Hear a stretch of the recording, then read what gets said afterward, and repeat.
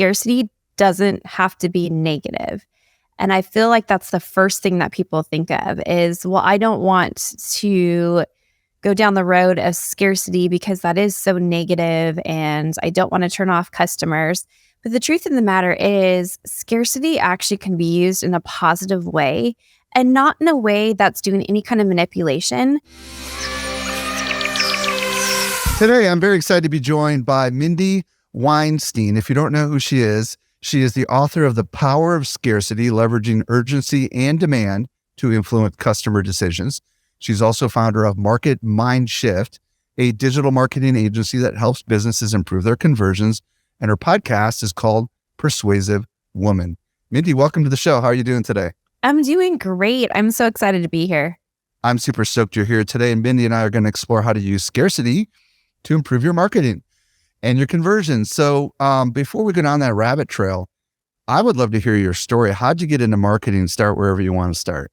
Oh my gosh. Okay. So I'm going to go way back. So we're going to do a little time travel to the past. And when I was a kid, I wanted to be a writer. I actually would type. Okay, now I'm totally dating myself. But I wanted to be a writer too. So, Yeah, nice. Okay. Yeah. So I think that's a great thing. And I used to type on my mom's typewriters. I'd write little stories and I'd illustrate them. And so I knew I wanted to do something on that side of things. But then when I got to college, I ended up studying business. But my very first marketing class, I had one of those aha moments. I'm like, wait a minute.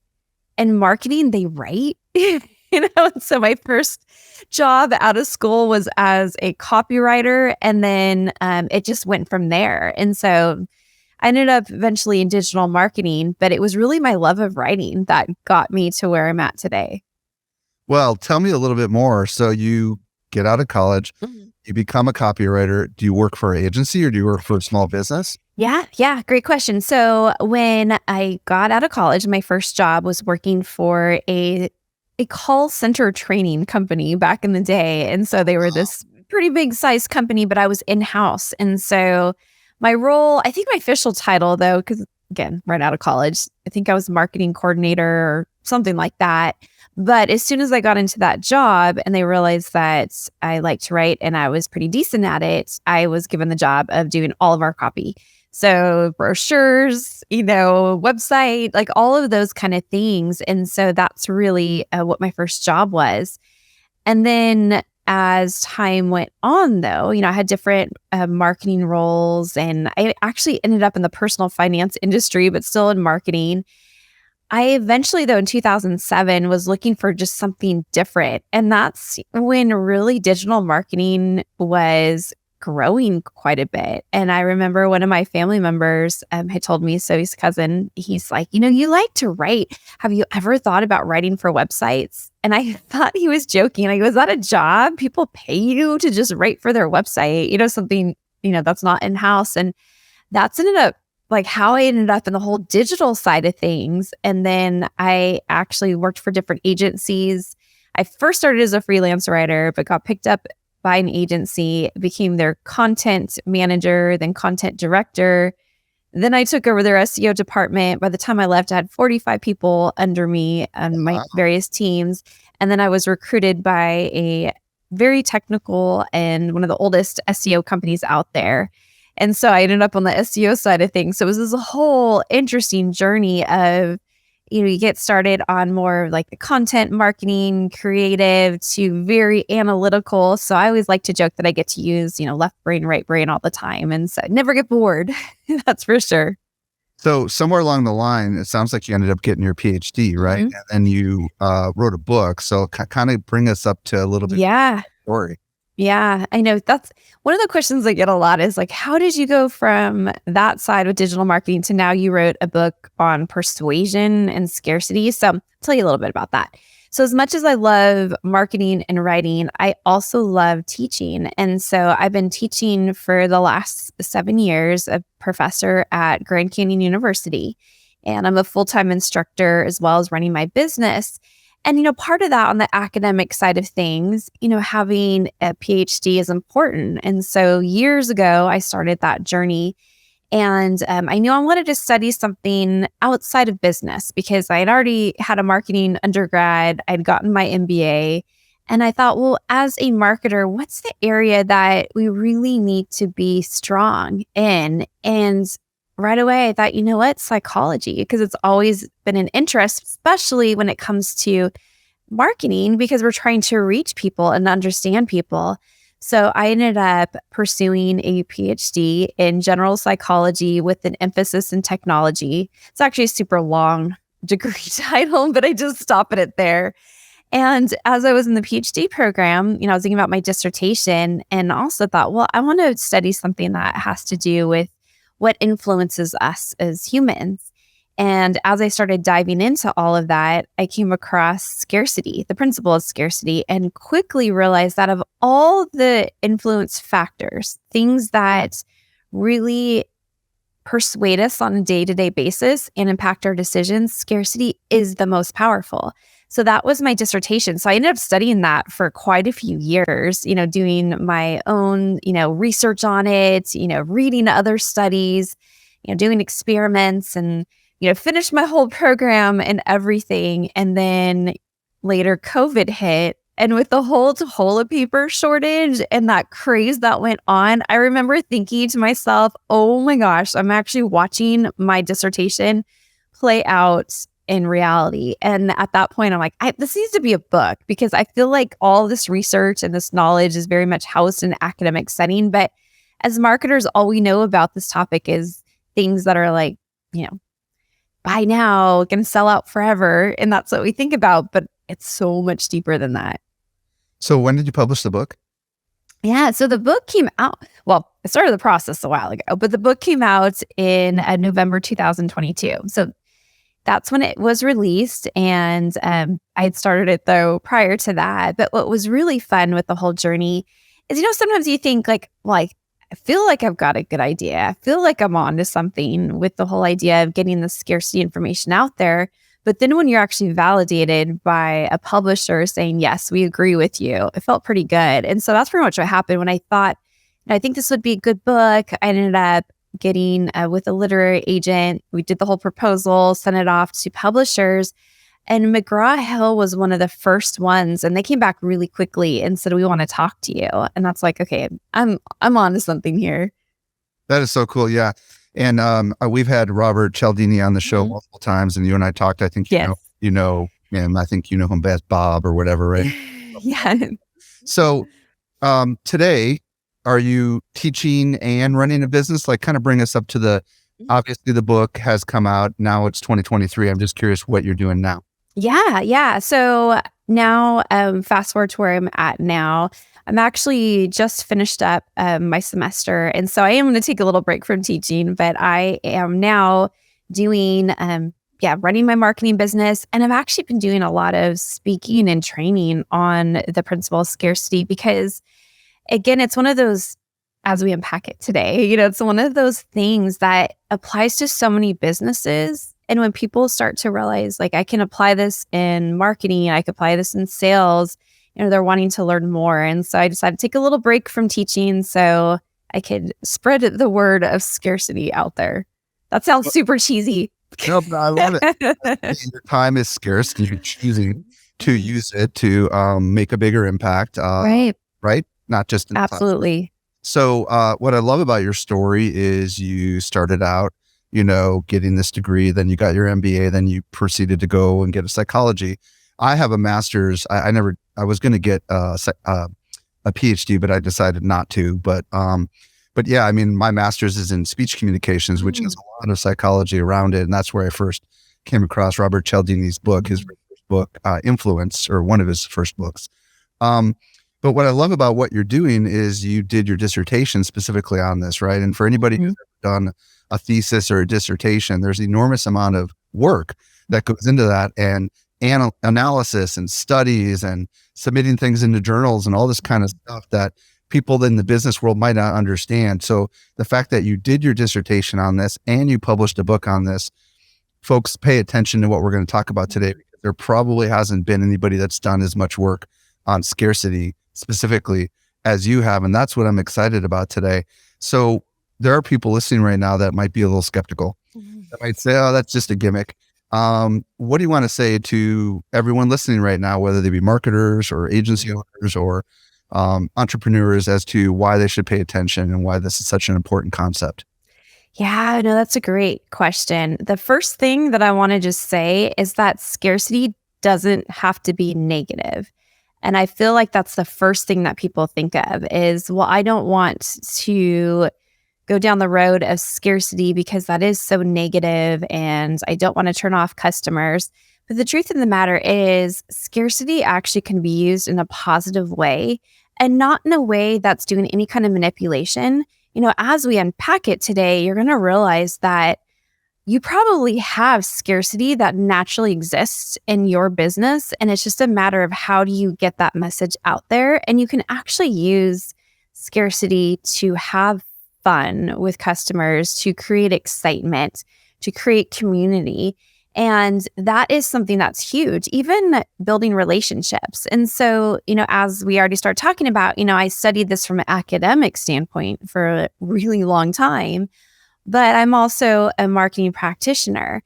And so I'm always looking at how do you apply this in a practical, ethical, and again, positive way.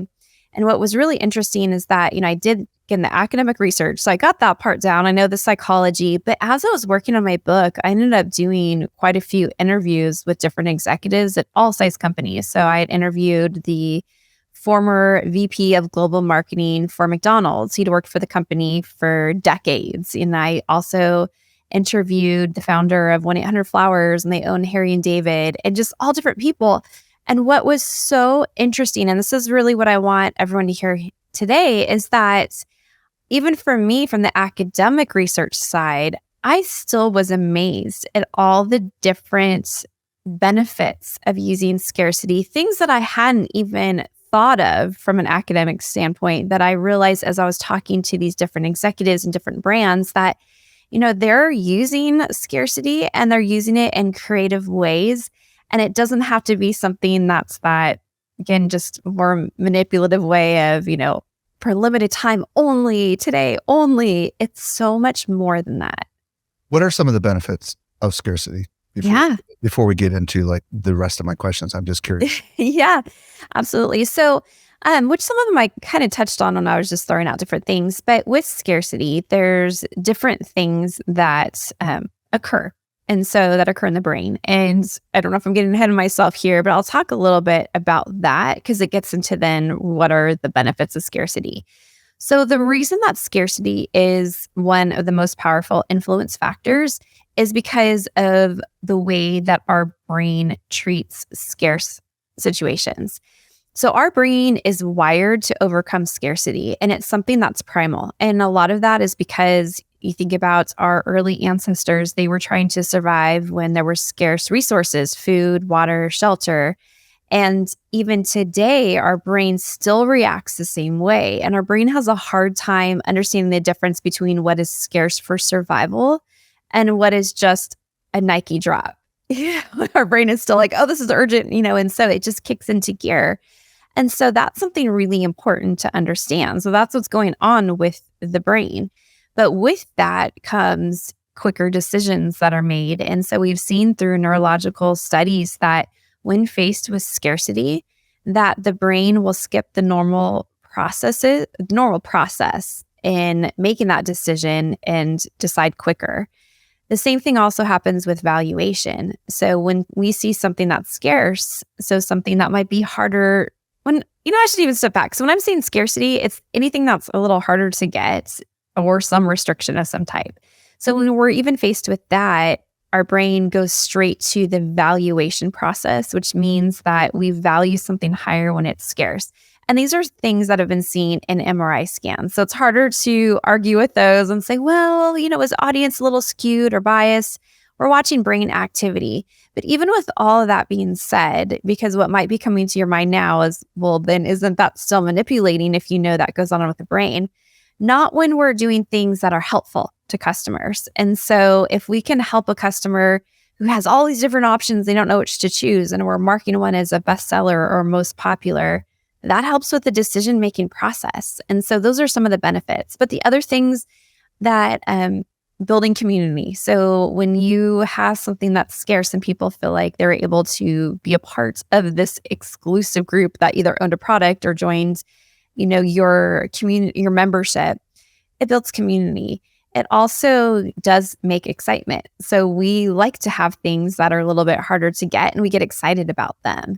Builds relationships. So if you are letting customers know about some type of scarcity, so whether it's a VIP event or there are only so many seats available and you're just updating people, it actually really does build relationships. And so those are some of the benefits I would say to scarcity, just to keep in mind. This is fascinating. As I'm listening to you, folks that listen to the show regularly know I have another show called Web3 Business, which focuses a lot on digital collectibles and NFTs and how businesses are using them. And I'm pretty active in that space. And in this digital collectible space, like there's these rare traits on some of these NFTs that go for a lot more money than all the others. We're talking like sometimes 10 times more just because it has diamond eyes and there's only so many diamond eyes or whatever, right? And these small, like it's pretty much the same thing except slight alterations and rarity of them. And that's where you mentioned like the Nike drops, right? The whole sneakerhead movement, right? They have a limited supply and people want these things and they're willing to pay a premium for these things. And it's the same thing if anybody's ever had like collected coins or collected cards, and the mistake cards are worth a lot because there's so few of them, right? So it's really intriguing. And then you were mentioning earlier about the whole toilet paper thing, right? During COVID, right? Like, I'm not going to lie. Like, I've got a big stash in my garage of backup toilet paper because I didn't want to not be able to have it when I needed it, right? It's just cool. Absolutely. Or I watched Survivor, right? And people are running around looking for these limited advantages, right? And they hide them and they treat them like they've just won the lottery, right? And it's fascinating how all this works. So, okay, so putting this now into a marketing context, if we as marketers are going to try to employ scarcity, how ought we think, or what do we need to know before we get underway here? Because obviously, you might have teased at some of this stuff already, but there's probably things we need to think about if we're about to employ this very powerful, persuasive process. Yes. And that is, I feel like, one of the biggest things that I came across in my research, because I think it's easy for us, and myself included before I started studying scarcity, to think of like, oh, well, I'm just going to make something hard to get and then I'm going to have a spike in sales. So whether that's hard to get, meaning that it's just some type of sale for a limited time, or you are only releasing so many products at a time. But the thing about it is, as I was digging into this research and getting in depth with it, is that there are different types of scarcity. There's actually 4 different types. And each type of scarcity works differently, and it speaks to different types of customers. So it's not a one size fits all. So you could end up like really starting this whole campaign and you're using scarcity, but it turns out you're using the wrong type of scarcity and you've actually completely turned off your customer. So that is something that's huge, and you need to understand that. What about perceptions of false scarcity? Is this something we need to be worried about? Because especially if you're marketing to a savvy audience. Yeah, absolutely. And so you need to always be authentic. We know we live in this digital world. People are going to find out if you're doing something that's misleading. If you're doing something that you're trying to say, oh, there's only 5 left, yet there's been 5 left and it's going up and down the number, which I know things could break on a website, not talking about that, but doing it deceptively. People are smart and they talk. We all do that. So you have to be very genuine with it. And that's where it gets really, to me, the creative side of things, is that you can have real scarcity, and it's going to just depend on the type of scarcity that you're using. And so you always have to be, like I said, though, truthful with it, because it'll backfire. I actually put an entire chapter in my book about not misusing scarcity, because the short-term gain that you're going to get if you do that is definitely not worth it in the long run, because your reputation will be damaged. So that's something huge to keep in mind. Well, let's get into the first type of scarcity and maybe describe it and give some examples. Yeah, absolutely. So, as I mentioned, there are four different types of scarcity. So, it's important to understand the differences between all of them. But I'll start with time related scarcity because that's one that I think a lot of us think about right away. And that's a restriction on time. So, you are not competing with other customers on availability, you are competing with the clock. That's what you're competing with. But remember that I said scarcity is a restriction of any type or something that might be a little bit harder to get. So that's where time related scarcity comes in. Time related scarcity is actually, out of all the ones I'm going to be talking about today, works for the most types of products and services and also the most types of audiences because it doesn't have to be something that's very exclusive. You're just offering something for a limited time. So, some examples of time related scarcity are countdown timers, which I always have to stop because if you're watching it, like I'm smiling right now because I have a love hate relationship with countdown timers. And I'm They sure work, but they they work. work. Yeah, and that's what I was going to say. And I'm sure people listening do because as a customer, you're like, oh, there's a countdown timer. And you start to feel stressed out, might feel a little annoyed, but you know what? You're going to buy. And that's what I talked about, the love hate relationship. And so there was one company that I had interviewed in my book, and they talked about that when they added a countdown timer to their website or every time they've done that for a sale. So they're already doing a sale. I mean, that's happening. And that, by the way, a sale is time related scarcity. But what they do is they add then the countdown timer as well. And they were talking about when they do that, their sales have an upward movement of about 40% on average. So, I mean, it does work. But you can also do what I love too with countdown timers. I've talked to other businesses that use them to count down towards events. So the event's coming up and, your amount of time to get tickets or just something fun that you could be doing. But you could put countdown timers in your emails and your social media. I mean, there's so many different things you could do. So instead of saying something's coming soon, just count down towards it. But also what falls into this category. So I'll just list actually some things and then I want to get into limited time products. But flash sales, definitely time related scarcity. Coupons are time related scarcity. So anything that has a time limitation on it falls in this category.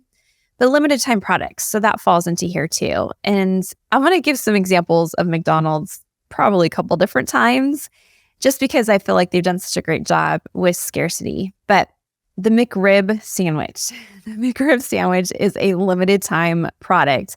It comes and goes. It just had its farewell tour this last fall, but don't worry because they've had about 5 farewell tours. So if you missed it and you're getting FOMO right now, it's okay. You could probably get one at some point in time. But the reason it's a limited time product is because it comes and goes. And so we see that. We see that with the pumpkin spice latte with Starbucks, which of course that's going to be fall related, but it comes and it goes. And so those are things that people get excited about. So there's excitement that gets created with time related scarcity. But it's one of those things that when we talked about how do you really add scarcity and still be genuine, well, you could do something that's a limited time product. You could even do a limited time service that you're providing. You can have a sale, you can have a coupon. I mean, those are legitimate ways to really apply scarcity. One of the things that we found, and we've tested this pretty extensively, is the doors closing kind of a thing. There's a lot of people that sell online courses and they have enrollment periods and then they close the doors, right? And it seems like having that close and you got to make a decision, are you in or you out, right? By that date versus just having this that ends and then having it go up to full price almost always accelerates sales. Is this something that you found to be true as well? Yes. I mean, having anything like that because and one of the things I didn't even touch on when I was talking about scarcity and why it's important is that feeling of FOMO. And so I have to throw that out there. But really, actually, from a psychological perspective, it's not FOMO, it's loss aversion. So it's a lot deeper than just FOMO. And what happens to us, again, with our brains and how we are wired, as much as I said that we focus on things that are scarce and our brain wants to overcome that scarcity and it puts urgency on it, if we think that we're going to miss out or lose something, our reaction is pretty strong. And actually, just kind of on a side note with that, our fear of loss and that feeling that we get is actually stronger than our feeling of gain, which sounds bizarre, but if you think about it, if you've ever lost a $20 bill, it hurts. You might find a $20 bill walking, through a parking lot and you're excited, but that losing it is a lot stronger. And so the reason I'm even bringing that up now is because that's the whole thing, is sometimes you have to let people know the doors are closing, like you said. And so this is your opportunity and they're not going to want to miss out. Okay. So the first of the four is time. And we talked about countdown timers. We talked about having limited time sales. We talked about flash sales. We didn't really say what a flash sale was. How's a flash sale different than a regular sale? So a flash sale is going to be in that time period, which what I'd recommend is anywhere between 24 hours to 72 hours. So it's a shorter window of time that sale is going to exist. And so that's really what a flash sale is. Now, with those, you need to be careful because if you're constantly doing them, your customers are going to be conditioned to I'm just going to wait. Black Friday kind of thing. Yeah, exactly. Right. Black Friday is Monday. The classic example of scarcity that has so many of the scarcity factors all in one, but absolutely. Okay, cool. And then we talked about these limited time products that make a lot of sense if you have a regular audience that comes in like Starbucks or McDonald's. But if you have I even think about Netflix has limited series, right? Where those TV shows are going to be available for a period of time and everybody wants to watch them before they go away. Is there a way that you could do limited time products if you're in the services industry or if you're selling information? How would we do something like that? Yeah, no, I love that. And so absolutely. So you could do some type of limited time. It could be a service bundle that you offer. It could be something like a Valentine's Day. Why did I say Valentine's Day? I don't even know why. We're way far from that. Valentine's Day special. Someone will be listening to this on Valentine's. Yeah, someone's going to hear this and be like, great, I'll plan for next year. But you could have something that's tied to a seasonal event. Okay. And I actually use this example with real Memorial Day sales. Memorial Day. Well, this is, yeah.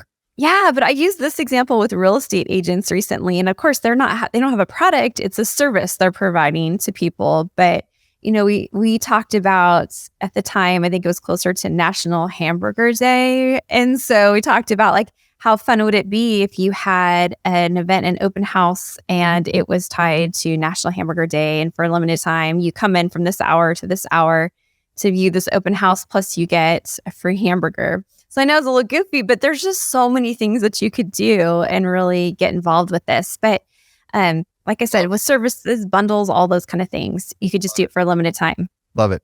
Okay, let's talk about the second kind of scarcity beyond time. What's the next one? The next one is supply-related scarcity. So that it could be a supply shortage, a genuine supply shortage. You ran out of supplies. But it can also be a purposeful restriction. And so exclusivity falls within this category. And so it's what we see a lot with luxury brands. But here's something really important I want everyone to know about supply-related scarcity is that it does speak to a certain type of person.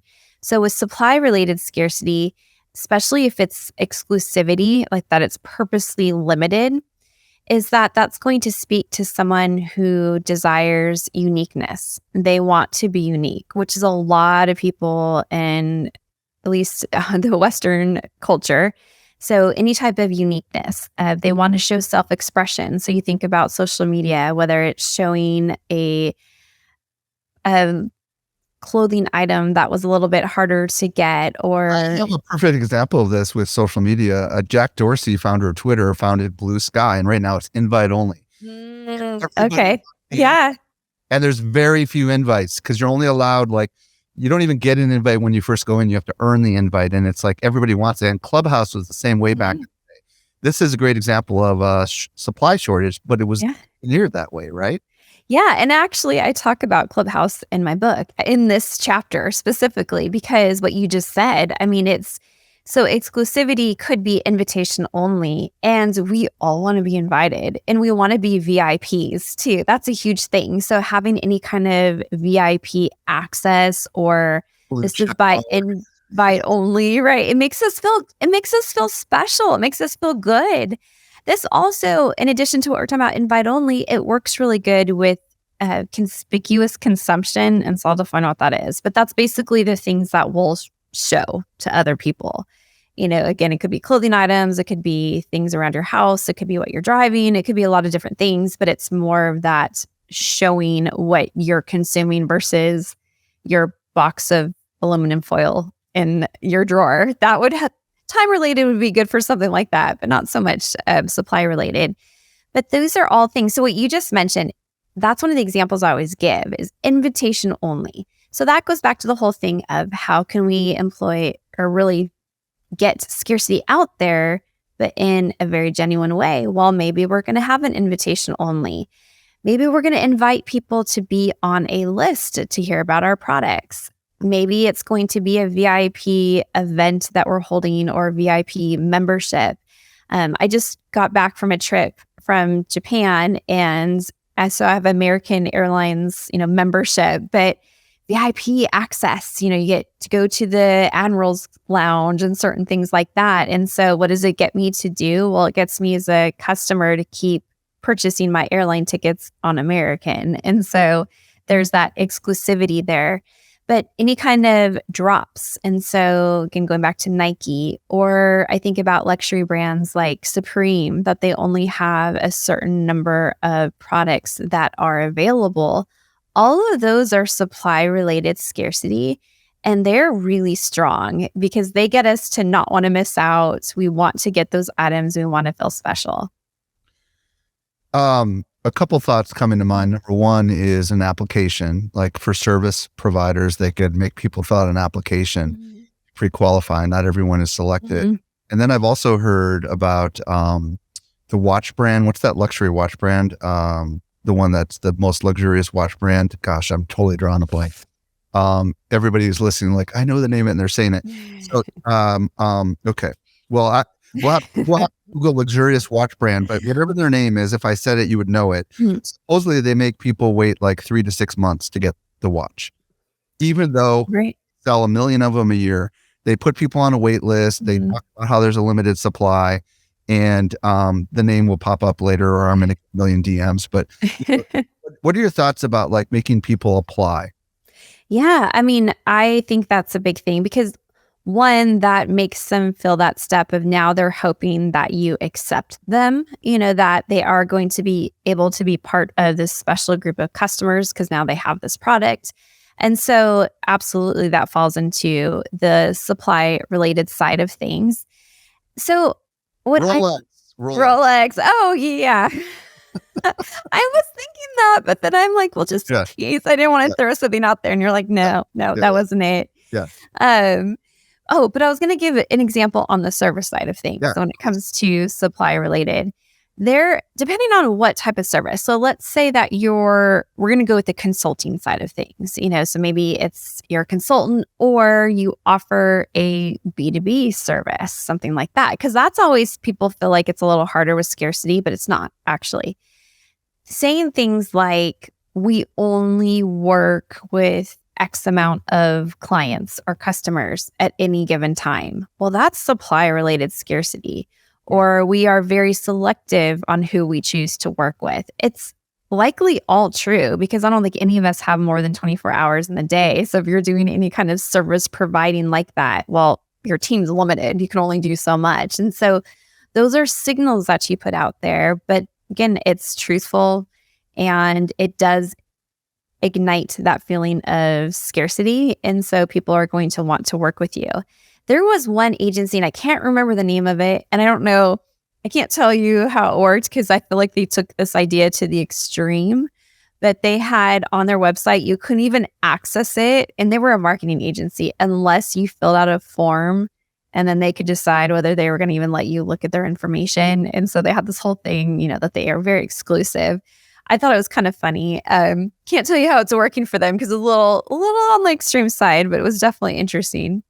What's your thoughts on supply economics when it comes to products that are like educational products? Like, for example, the first 100 people get at this price. and then the price is going to go up. Have you ever seen that kind of stuff? And does that actually work to motivate people to, like, for example, we're now combining these two together, right? Like a sale, limited time sale combined with a quantity. There's only X number of these available. When they're gone, the price goes up. Have you seen anything on that? Does that work when you combine these things together? Yeah, and actually, a lot of these you'll see can be combined together, but to me also that's definitely heavier on the time-related side of things, but it also, yes, it does work, and it actually goes back to that whole concept of also loss aversion. So it's doing these other things we're talking about, but you're also showing this is your price if you're one of the first 100. Right. Here's your price after. So you're able to see the potential loss there. And that definitely is a motivating factor. So it does work. And again, as we talk through these, because I have some other types of scarcity, I mean, a lot of them do intersect and you can stack them if it makes sense. Okay. So time and supply, which one is more powerful in your opinion? Is it time or is it supply? Just, I'm curious. It depends. That's the worst answer, right? It depends. Hey, that's probably the right answer. But it does depend on the product or the service and your customer. So again, supply is not going to work for everybody. And I will even just tell you, depending on even the age of your customer, they might not be interested in supply related. So if you're telling a customer, let's say they're more of a mature customer, so, thinking closer to retirement years, they don't care as much about something that is extremely exclusive, or something special because they already have things that they're loyal to, but they will be drawn to time-related scarcity because they don't want to miss out on something that they can get now for a cheaper price. And so it does depend a little bit. But I will say this, time-related is more universal. And so that goes for more products, more services, more customers, and supply-related is, again, for that specific type of customer. Well, and I'm thinking about things like buying a property in a new community where there's limited plots. I can imagine in this particular thing, the supply is absolutely gets people lining up and throwing money at these. If everybody wants to live there and there's a demand greater than supply, is that probable in that situation? Yeah. And actually, that's a really good example. And I was talking to someone who was telling me that he never falls for scarcity, which is always really fun conversations because eventually they're like, oh, yeah, I guess I did that. And he was telling me, I'm just such a conservative consumer and I don't fall for all this, blah, blah, blah. And then all of a sudden, when we started talking about supply, he actually brought up, oh, yeah, there was this one area that I've been really wanting to purchase lands in this particular area. And they, I waited, and then they were all sold. So then when I saw that a new piece of land was coming available, because I just jumped on it and I spent a lot of money. So that's what you just said. I mean, what he doesn't realize is that they could have sold all the land, but they intentionally did it in parcels so they could employ these techniques, right? Right. And then it worked. And so even on someone who says that they never fall for scarcity, we all do at some point in time. Trust me, by the end of today, you're going to be like, okay, yeah, there may have been a few times. Okay, let's talk about the next example. Yeah, absolutely. So the next one is limited edition, which limited edition is actually technically part of supply-related scarcity, but I like to pull it out separately because standalone, there's so much you could do with it. So limited edition, I mean, that is any spin on the original product or service. And it was a little bit of what you were talking about earlier. Now, with limited edition, though, because it's that, different, like I said, spin, it could be the packaging, it could be the product itself, it could... It's like a special Monopoly board that happened with your city or something, right? Exactly. That's really funny. If we bought one for our cabin, which is so cheesy, but yeah. It was like the White Mountains Monopoly game. But the thing about limited edition is there is only so much supply. And so that's why it does fall within that particular category. As I just mentioned, I came back from a trip. I was in Japan and Krispy Kreme did a whole limited edition donut. And it's a slight twist on their original. It's actually a fox-shaped donut. So, I mean, things like that fall into limited edition. But it could be even something that you do provide. You're just positioning it a different way. And so that's something that McDonald's did. They had their Cardi B and Offset meal a while back. And so it was still the same food that McDonald's has. It was just bundled differently.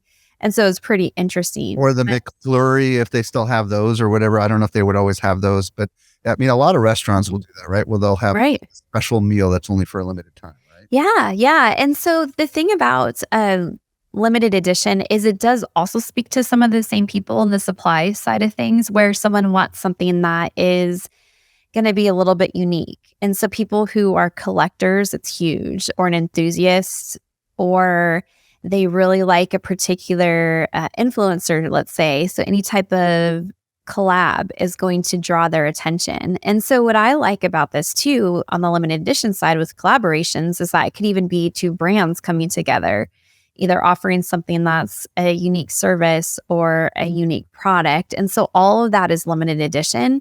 And a lot of times it's going to drive up prices because, again, it's limited, it's special, people want it. Interesting. Can this be done with services as well, or is this mostly physical products and like food and stuff like that? Yeah. So, I mean, you see it most often with products, but you can definitely do it with services. And so just like I was talking about earlier with like limited edition bundles and things like, or limited time bundles, you could do the same thing here, a limited edition, something you're offering this particular time of year only, or you're combining these two services in this package just for, a limited time, and it's a limited edition because you're going to call it a certain name. So we see that quite a bit. And so that's something you can do on the service side. Okay. I love it. Let's talk about your next form of scarcity. Yeah. So this one is demand. And I purposely wanted to talk about it last because I feel like demand and time are the ones that everyone thinks of when they think of scarcity. And so they're like, oh yeah, demand related, it's selling out, I better buy it right now. They're thinking of all these things, but demand is really powerful. So demand related scarcity is just what it sounds, is that something is scarce because of high demand. I mean, that is why. And so that is really important to think about. So with demand related scarcity, that's going to speak to the customer who wants to be part of a group. They want to conform. I mean, they want to, or they were going to rely on choosing a product because other people are choosing the product. So that's where demand-related scarcity comes in. So examples of demand-related scarcity, anytime that there's a wait list, that signals to potential customers that there is high demand for this. If you offer pre-orders, let's say, for a service or a product, that's actually going to signal demand. If you are saying that there's only a certain number of items left, so like on your website, if you're e-commerce, that's demand. I see that. We all see it in travel websites. You go on there and you're trying to find a hotel and it's going to show you how many rooms are left at that particular price at that hotel. Well, all of those things, what they do is they actually cause you to value something a bit more because other people are interested in it. And also it's going to push those quicker decisions. So those two things that I talked about earlier that happen with scarcity happen quite a bit when it comes to demand. But I want to give two more examples of demand-related scarcity. Anytime you're marking something as a bestseller, whether it's a best-selling software package or a best-selling flower arrangement, because that's one of the things 1-800-Flowers will do, that's going to help people make those quicker decisions, but it does signal demand. And then the last one is restock. So I want to give a little story in this one because I love it. I think it's really great. But I had interviewed a jewelry brand. So founder of a jewelry brand, I mentioned it in my book. But this particular jewelry brand, very popular with celebrities, but it's still affordable. So most people can still purchase this jewelry.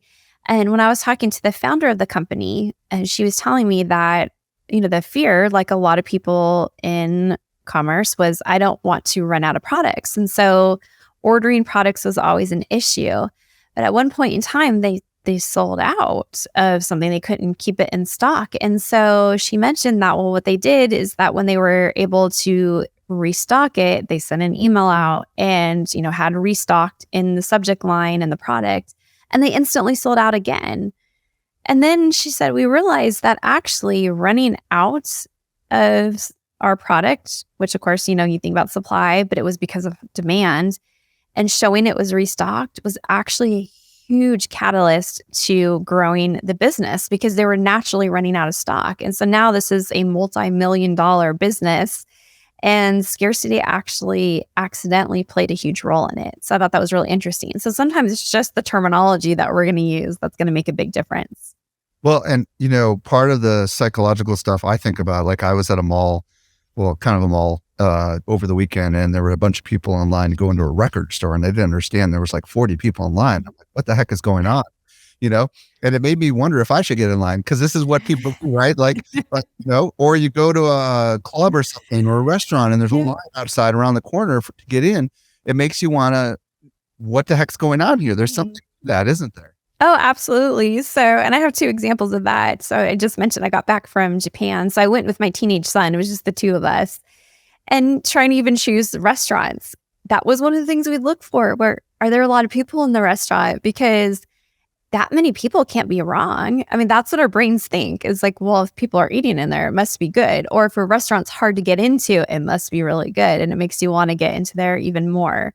But the other example I like to give, and this is going to get you if you haven't felt like you fall for scarcity, it's with this example. So I apologize in advance. But let's say you're at the grocery store, and we've all been in this situation, and we're not exactly sure which product to buy. So maybe it's a new category of item that you're purchasing. And so you're not really sure which one or which brand. And you're standing there in the grocery aisle, you're looking at these brands. And let's say that the price is pretty similar between the options you're can purchase. You are going to reach for the one that has less stock available, meaning there's less of them on the shelf, because what your brain's going to do is it's going to take a mental shortcut, and it's going to look at that and say, oh, well, more people are buying that one, so it must be good. And you grab it. We all do it. And so that's really where that demand related scarcity comes in, because we're going to rely on what other people are doing.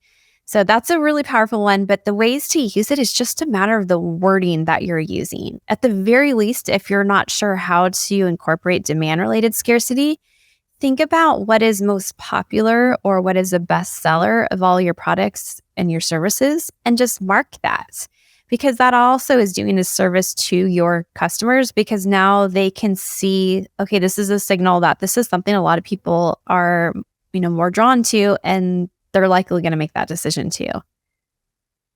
Okay, this is hopefully people's brains are going nuts with all sorts of ideas that they've learned from today. Mindy, if people want to discover more about you, is there a preferred social platform you want to send them to? And also, where do you want to send them as far as if they want to check out your company and or your book? Yeah, absolutely. So LinkedIn is where I'm the most active. So you can find me on LinkedIn. Of course, I'm on all of them. So Instagram, Twitter, but LinkedIn is my jam. So you'll find me there. And then also my website, mindyweinstein.com. And so very easy to find me there. I got lots of information. So we can definitely connect. Awesome. Mindy, thank you so much for coming on the show and answering all my myriad of questions. We're so much better because of it. Great. Thank you. This was great.